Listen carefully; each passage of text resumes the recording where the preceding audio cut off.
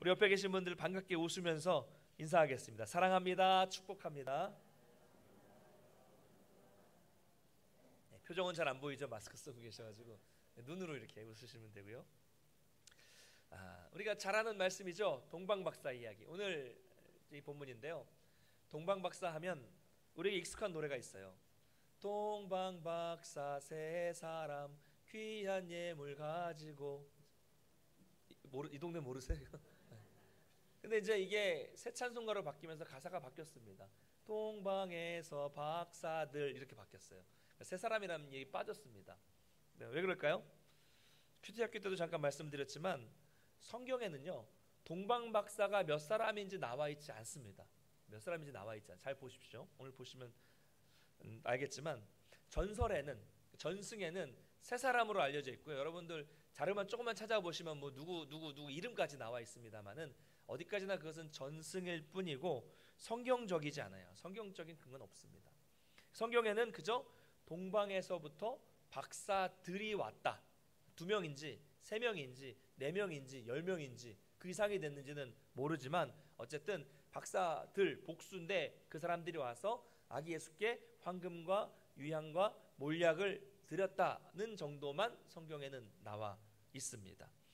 학자들은 이 사람들이 대륙을 가로지르는 아주 먼 여행을 해야 했기 때문에 꽤 큰 규모였을 것으로 그렇게 보고는 있습니다만은 정확한 숫자는 성경에 나타나 있지 않습니다. 또 한 가지, 동방 박사들은 우리가 아는 것처럼 아기 예수님을 만나기 위해서 마국간으로 들어가지 않았습니다. 오늘 본문 11절에도 보면요, 그들이 간 곳은 그냥 집이라고 나와 있습니다. 집이라고 되어 있을 뿐이죠. 왜냐하면 누가복음에 나타나는 그 양을 치던 목자들이 아기 예수님을 만나러 마국간을 간 것과 그 동방 박사들이 예수를 만나러 간 시간은 차이가 있습니다.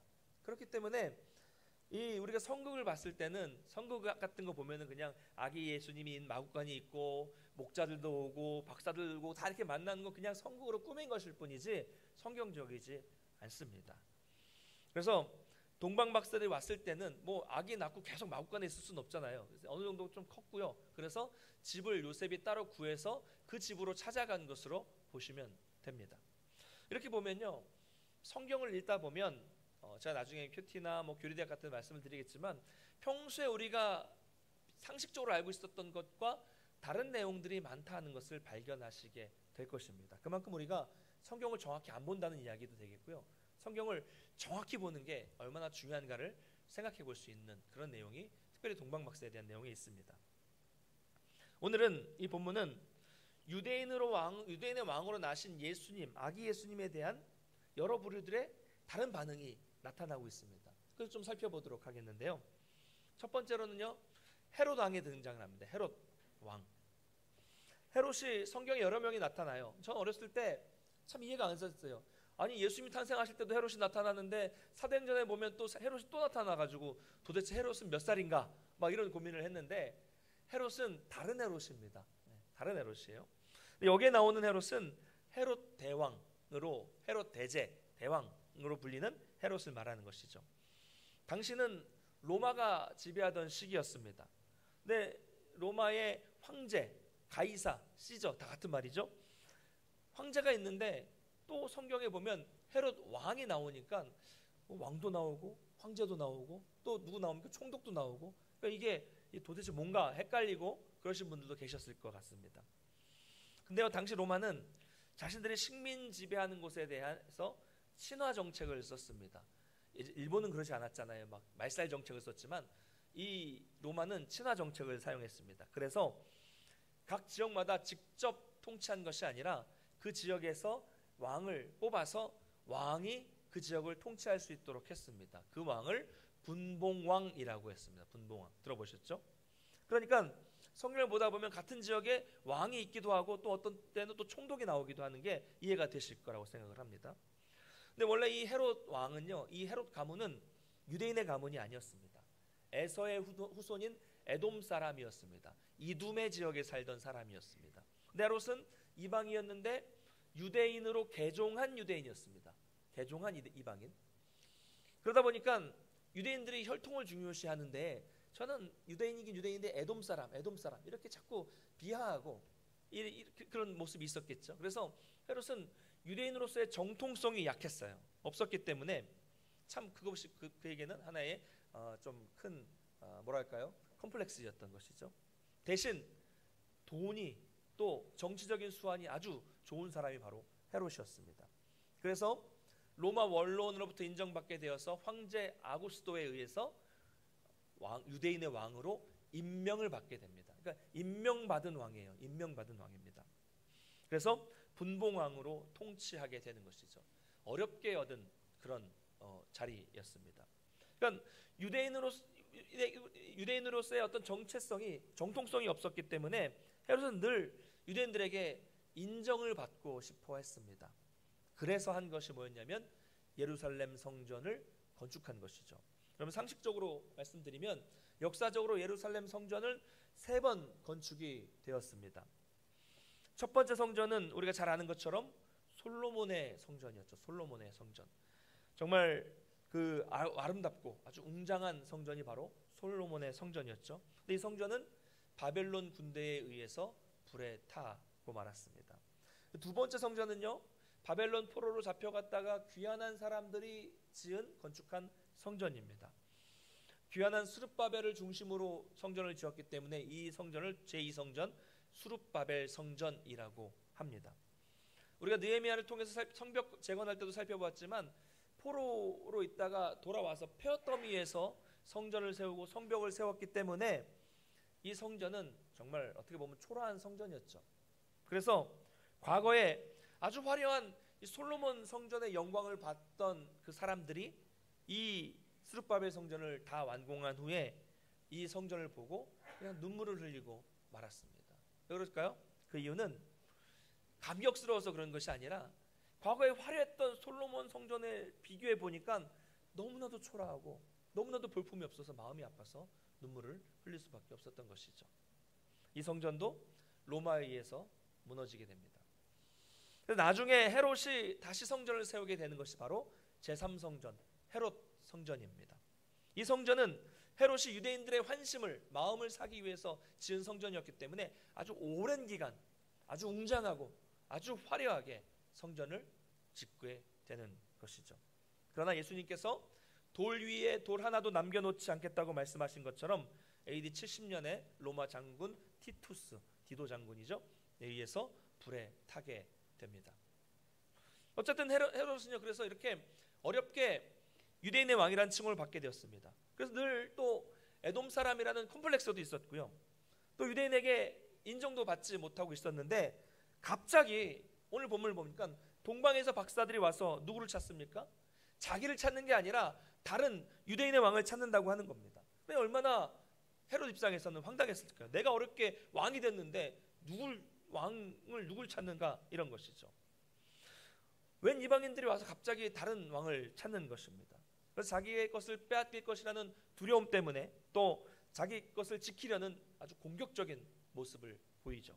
그래서 박사들에게 아기를 찾게 되면 나에게도 꼭 알려주시오. 나도 그를 경배할까 합니다. 라는 거짓을 말하죠. 죽이기 위한 거짓말입니다. 그리고 그 광기는 결국 2살 아래의 모든 사내 아이를 죽이는 데까지 이르게 됩니다. 자기가 가진 것을 빼앗기지 않기 위해서, 자기가 가진 것을 지키기 위해서 영아를 살해하는 끔찍한 일을 벌이게 되는 것입니다. 그럼 헤롯은 왜 분노하고 있는 것일까요? 말씀드린 것처럼 자기가 가진 것을 빼앗길까 봐 그런 것이죠. 그 기득권, 자기가 누리고 있는 이 권력, 헤롯은 이 자기가 가지고 있는 이것을 놓치지 않고 붙잡으려고 하다가 결국 구원자로 오신 예수님을 만나지 못했고 오히려 예수님의 대적자가 되고 말았습니다. 마찬가지로 여러분 오늘날도요, 헤롯과 같은 사람들이 참 많습니다. 자기가 가지고 있는 것들, 어떤 기득권이라든가 재물이라든가 권력이라든가 세상의 기쁨 같은 것들을 꽉 움켜쥐고 자기에게 더 중요한 영원한 생명을 주러 오신 예수님을 만나지 못하는 사람들이 참 많이 있습니다. 이 잡은 것을 조금만 좀 내려놓고 마음을 열고 귀를 열고 말씀을 들으면 되는데 그것을 꽉 쥐고서 자기 영혼이 지금 죽어가고 있음에도 이것을 놓지 못하고 꽉 쥐고 그냥 그렇게 살아가고 있다는 거죠. 마치 전에 말씀드렸던 어리석은 원숭이와도 같습니다. 전에 아프리카 원주민들이 원숭이를 잡는 방법 기억이 나십니까? 입구가 아주 좁은 8만 간신이 들어가는 그 항아리 안에 원숭이가 좋아하는 먹이를 놓아둡니다. 그러면 원숭이가 지나가다가 자기가 좋아하는 먹이를 꽉 움켜쥐죠. 그때 원주민들은 나가서 소리를 치기만 하면 됩니다. 그러면 막 바둥거리면서 머리로는 원숭이가 도망가려고 하지만 본능적으로는 손에 쥐은 것을 놓지 않기 때문에 결국 도망가지 못하고 잡힌다는 그런 이야기였죠.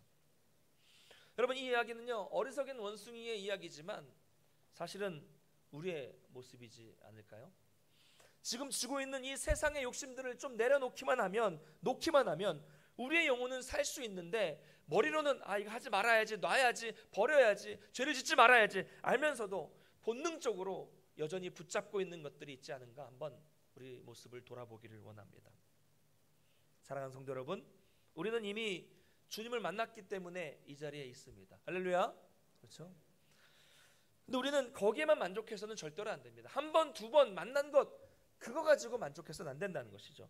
매일 주님을 만나야 합니다. 그래야 우리는 살 수 있는 사람들입니다. 그런데 우리가 매일 매 순간 주님을 만나기 위해서는 내가 가지고 있는 것들, 그것이 무엇이 되었든 간에 자존심이든 고집이든 세상적인 욕심이든 간에 이것들을 다 내려놓고 하나님의 말씀을 귀를 기울여 들을 때 비로소 매 순간 주님을 만나는 것이 가능하다는 사실을 여러분 기억하시기를 바랍니다.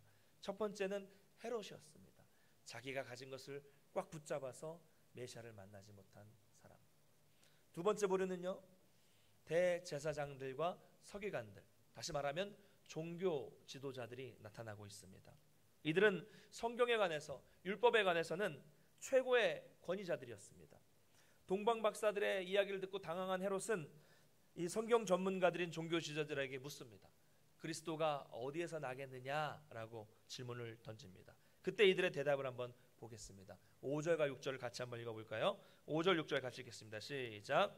이르되 유대 베들레헴이오니 이는 선지자로 이렇게 기록된 바 또 유대 땅 베들레헴아 너는 유대 고을 중에서 가장 작지 아니하도다. 내게서 한 다스리는 자가 나와서 내 백성이 이스라엘의 목자가 되리라 하였음이니이다. 아멘. 여러분, 이 말씀을 읽으시면서 어떤 생각이 드십니까? 저는 이런 생각이 들더라고요. 아유, 알기는 잘하네. 이런 생각이 들었습니다. 종교주의자들은요, 이미 구약에 예언된 말씀을 통해서 베들레헴에서 메시아가 나신다는 사실을 너무 잘 알고 있었습니다. 마치 암송하다시피 이들은요, 구약, 특별히 모세오경, 토라라고 하죠. 모세오경은요 다 완전히 암송하고 있었습니다. 구전으로 전달해 줄 정도로 다 외우고 있었던 사람들이죠. 구약의 말씀을 너무나도 잘 알고 있었던 사람들이죠. 문제는 그것을 지식으로 너무 잘 알고 있었지만 마음으로는, 진심으로는 받아들이지 못했다는 점이죠. 알기는 많이 아는데 그것을 자신에게 적용하지 못하는 신앙, 지식은 정말 많은데 실제로는 그렇게 살지 못하는 신앙, 이런 신앙인들이 정말로 많이 있습니다. 여러분, 우리가 운전면허 시험을 볼 때 필기시험을 보잖아요. 그렇죠? 필기시험. 운전면허 필기시험 하나도 얼마나 열심히 준비했는지 모르겠습니다. 처음 보는 용어들, 생소한 법규들을 정말 달달 외웠습니다. 요즘은 어떨지 모르겠는데 그때 저 막 이렇게 뒤로 넘기는 이렇게 문제집 같은 거 보고서 뭐 옛날 문제도 있고 새로운 문제도 있고 막 그래서 막 다 읽고 막 치대가면서 막 얼마나 이렇게 외웠는지 모르겠습니다. 그리고 나서 시험을 보죠. 저는 100점 맞았습니다. 믿거나 말거나 하지만 어쨌든. 근데요, 100점이 그럼 뭐 무슨 소리? 필기시험은요, 필기시험이고요. 실제 운전을 할 때는요, 달달 외운 내용대로 운전을 안 하게 되더라고요. 막상 급박한 순간이 생기니까 100점을 맞아도 하나도 기억이 안 납니다. 오히려 먼저 운전을 한 선배들한테 물어보는 게 더 빨라요. 공부한 게 하나도 소용이 없더라는 거죠. 그렇다면 달달 외운 게 이게 무슨 소용이 있겠습니까? 제가 무슨 운전면허 필기시험 무용론을 주장하는 사람도 아니고요, 운전면허 제도가 바뀌어야 되는 걸 주장하는 사람도 아닙니다. 아는 지식대로 운전하지 못하는 운전자들의 현실을 말하고 있는 것이죠. 여러분, 이것은 신앙에서도 마찬가지입니다.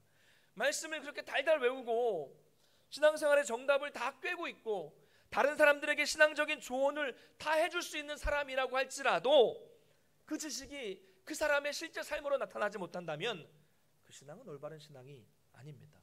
여러분, 이런 신앙은요 사실 종교생활입니다. 종교생활과 신앙생활은 완전히 다른 겁니다. 비슷해 보이지만, 이름이 비슷해 보이지만 완전히 다른 겁니다. 어떤 면에서 보면 우리 신앙에서 가장 위험한 것 중 하나가 있다면 그것은 바로 종교생활일 것입니다. 그냥 교회 나오는 것이 너무 자연스럽고 수십 년 나오니까 그냥 일이 되어버렸고, 헌금하는 것도 예배하는 것도 봉사하는 것도 습관적으로 하는 사람들, 설교를 들어도 그냥 습관적으로 아멘 아멘 하고 그냥 습관적으로 고개를 끄덕이는 사람들, 성경 지식에 관해서 교회와 교회 생리에 관해서 너무나도 잘 알고 있는데, 아는 것은 많은데 실제로는 아무런 감흥도 없이 교회를 다니는 사람들, 모든 것이 그냥 습관이 되어버린 그런 신앙생활을 말하는 것입니다. 종교생활. 여러분, 이런 부류는요 사실 저와 같은 이 목회자가 여기에 해당됩니다. 제일 위험합니다. 그냥 말씀을 전하고 설교하는 것이 일이 되어버려서 감흥 없이 그냥 회사에서 일하는 것처럼 하고 치워버리는 그런 일들이 생기지 않을까 항상 주의하고 고민하고 기도해야 할 부류가 저와 같은 사람들입니다. 목회자만 그럴까요?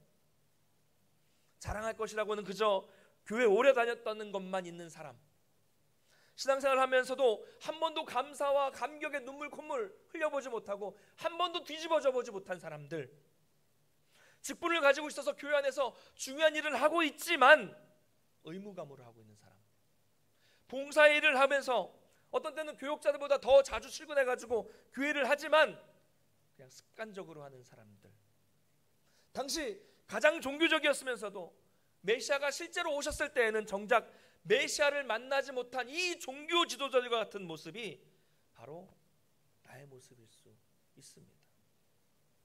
늘 교회에 있으면서도 정작 하나님을 만나지 못하는 사람들. 이 말씀을 묵상하면서 참 저는 가슴에 찔림이 있었습니다. 사랑하는 성도 여러분, 신앙의 연수, 성경 지식, 직분, 봉사, 이런 것들에 자랑하고 이런 것들을 만족하는 그런 신앙이 아니라 주님을 만나고 주님과 교제하고 주님과 동행하는 것을 자랑할 수 있는 우리 성도님 되시기를 주님의 이름으로 축원합니다. 마지막 세 번째로는요, 동방 박사들이 나옵니다. 근데 이들은요 선택받은 선민이 아니에요. 이방인들이었습니다. 동방이 어디인지는 정확히 모르지만 아라비아나 어떤 페르시아, 또 바벨론 같은 그런 꽤 먼 거리에 있는 곳이었습니다. 박사가 뭐죠? 학사, 석사 이런 거 아는 거 아실 거예요. 예, 지혜로운 사람을 뜻하는 말입니다. 이들은 박사라는 말 속에는 마술사라는 뜻도 있는데 사악한 마술사가 아니라 별을 연구하고 별의 움직임을 해석하는 지혜로운 점성가들을 말하는 것입니다. 당시 유대인들 중에는 포로에서 해방된 후에 이스라엘로 돌아가서 생활을 하는 사람들도 많이 있었는데요, 한편으로는 이스라엘로 돌아가지 않고 각 지역에 흩어져서 사는 사람들도 꽤 많이 있었습니다. 그렇기 때문에 동방 박사들은 당시 자기 주변에 흩어져 있는 그런 유대인들을 통해서 왕으로 오시는 메시아에 대한 이야기를 들었을 것입니다. 어느 날 동방 박사들이 별을 연구하던 중에 아주 특별한 별을 보고, 하나님이 보내신 별이죠, 메시아가 태어났다는 것을 깨닫고 그 움직임에 따라서 순종하면서 이동하게 되었습니다. 그렇게 이동하려면 먼 길을 가야 했기 때문에 여행에 필요한 인력과 양식과 또 장비를 준비해야 됐습니다. 그래서 꽤 큰 여행단이 꾸려졌고 몇 달을 걸쳐 멀고 위험한 길을 이동을 했습니다. 그리고 그들은 메시아가 베들레헴에서 날 거라는 구약의 예언을 몰랐기 때문에 당연히 유대인은 왕이니까 헤롯 왕이 있는 예루살렘으로 찾아가게 된 것이었습니다. 중요한 것은 이들은 구약도 모르고 성경도 모르는 그냥 이방인들이었는데 하나님은 이들에게도 메시아의 소식을 알려주셔서 별을 보내주셨다는 것이죠. 이 말은 결국 별을 통해서 이들을 여기까지 인도해 주신 분이 하나님이었다라는 것을 말씀해주고 있는 것입니다. 여러분 생각해 보겠습니다. 가장 가까이 있었던 헤롯이나 예언을 정확하게 알고 있었던 종교 지도자들은 어땠습니까? 메시아를 알아보지도 못했고 메시아를 영접하지도 못했습니다. 헤롯이나 종교 지도자에게는 하나님의 인도하심도 나타나지 않았습니다. 그런데 이방인인 동방 박사들에게는 하나님의 특별한 인도하심이 나타났고 그들의 순종을 통해서 결국 그들은 메시아를 영접할 수 있게 된 것이죠. 참 아이러니한 일이 아니겠습니까? 유대인들은 예수님을 영접하지 못하고 이방인들은 예수님을 영접한 사건이죠. 동방 박사들은 그 먼 길을 마다하지 않고 몇 개월 걸리는 그 험난한 여행을 했습니다. 자, 그렇다면 그들은 왜 이 멀고 이 길고 이 험난한 여행을 했을까요? 이 여행의 목적은 뭐였을까요? 우리 2절 말씀을 같이 한번 읽어보겠습니다. 같이 읽겠습니다. 시작. 유대인의 왕으로 나신 이가 어디 계시냐? 우리가 동방에서 그의 별을 보고 그에게 경배하러 왔노라 하니. 아멘. 그에게 경배하러 왔노라. 할렐루야. 그들의 여행의 목적은 단 하나였습니다. 경배하기 위해서. 경배가 뭡니까? 너 친구 이름 중에 경배 있습니까? 경배. 사전을 보면 공경하여 공손히 절함이라고 되어 있습니다. 신앙인에게는 바로 경배란 예배를 말하는 것이죠. 근데 그 긴 여행의 목적이 예배하기 위함이었다. 우리가 예배하는 그 대상이 우리의 주인이라는 것을 인정하면서 그 주인께 모든 영광을 올려드리는 행위가 바로 경배, 예배입니다. 여러분, 올 한 해 우리 교회 표어가 뭡니까? 예배, 그 복된 만남 속으로입니다. 하나님과의 복된 만남. 그런데 이 하나님과의 복된 만남을 갖기 위해서는요, 뭐가 필요합니까? 참된 경배가 필요합니다. 참된 예배가 필요해요. 여러분, 예배는요 사실 우리가 은혜를 받기 위한 시간이 아닙니다. 예배는 내가 예배를 은혜 받기 위해서 가는 게 아니에요. 물론 우리가 예배를 통해서 은혜 받았다라는 말을 하죠. 그러나 은혜는 부차적인 겁니다. 그냥 그 다음에 있는 일이고요. 예배의 핵심적인 것은 무엇입니까? 예배는 먼저 하나님을 만나는 시간이죠.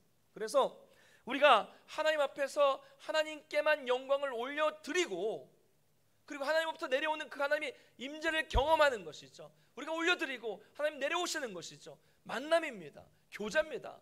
예배의 핵심이죠, 이게. 그렇다면 설교자가 앞에서 설교를 잘하느냐 못하느냐, 이것은 다른 차원의 문제입니다.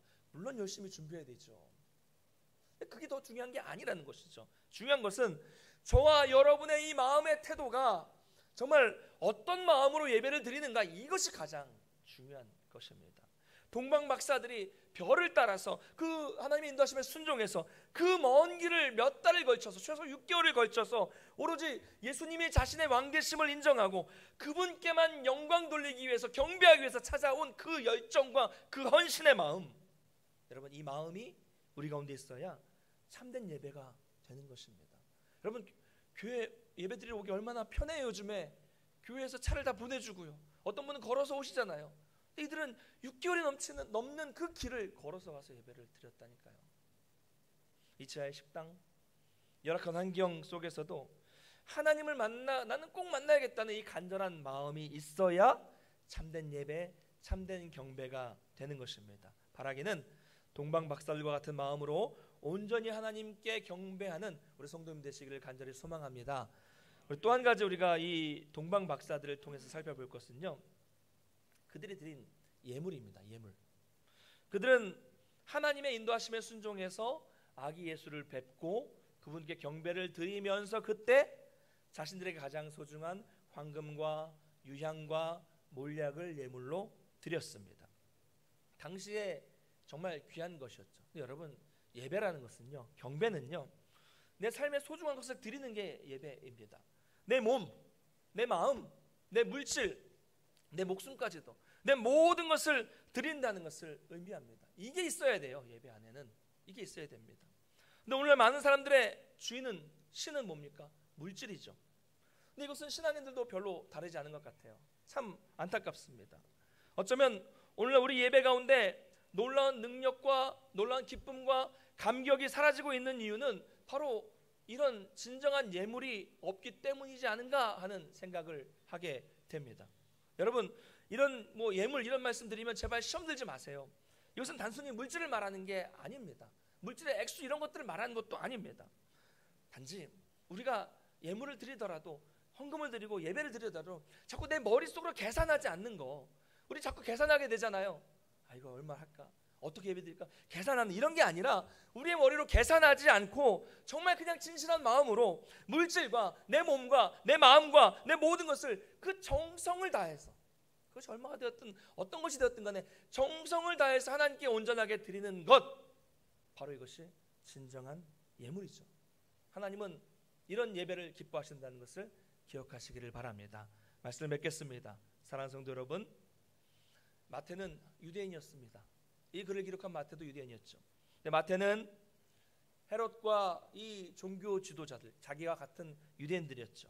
그리고 이방인인 동방 박사들, 이렇게 대조되는 이 세 부류를 통해서 누가 진정으로 메시아를 영접한 사람인가, 누가 진짜 구원받은 하나님의 백성인가, 이것을 강조하고 있습니다. 자기도 유대인이면서요. 마태는 이 이야기를 통해서 다시 한번 메시아는 유대인들만을 위한 메시아가 아니라 온 인류를 위한 메시아라는 점을 강조하고 있습니다. 여러분, 과연 여러분들은 어떤 길을 가고 싶으십니까? 자기의 것을 지키려다가 메시아를 놓친 이 헤롯의 길, 머리로는 많은 것들을 알고 있으면서도 믿지 못해서 결국 메시아를 영접하지 못한 종교 지도자들의 길, 이방인이지만 말씀에 순종해서 메시아를 영접한 동방 박사의 길, 당연히 동방 박사의 길일 것입니다.